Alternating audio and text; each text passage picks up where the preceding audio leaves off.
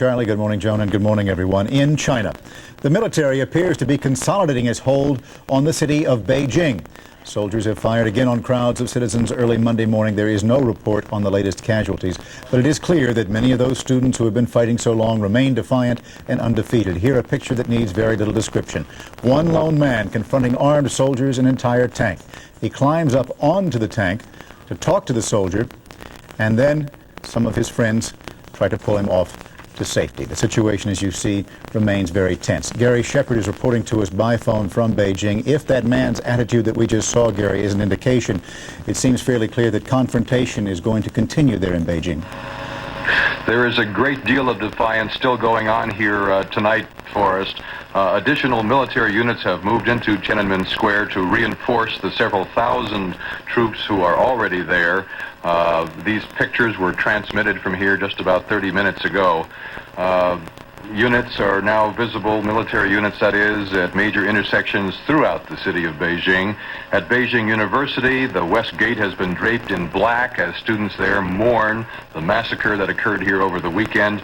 Many foreign students are packing up at the university and evacuating for fear that the army will move in there and make mass arrests. Many of the student leaders who led the rebellion for so many weeks are believed to be hiding out at the university. And tonight we've just received a report that in the city of Xi'an in central China, a major student protest is underway there. Shops are closed, a factory has gone on strike, and public transportation has been shut down.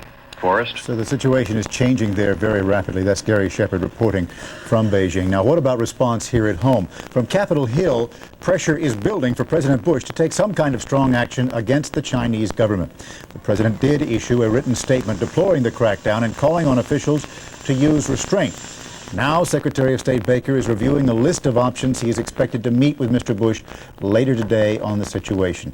To talk with us now about it is ABC White House correspondent Brit Hume. Brit, the president has said he is not going to be rushed into anything. He wants to make a measured response. Might he reconsider that under this pressure?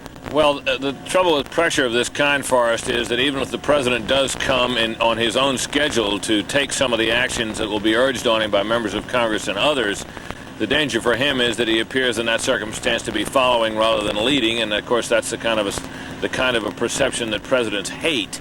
The president over this past half hour has been receiving briefings, intelligence briefings in the Oval Office, and presumably finds himself as up to speed as anybody can be on the situation in China and of course the succession in Tehran. Brit Hume at the White House.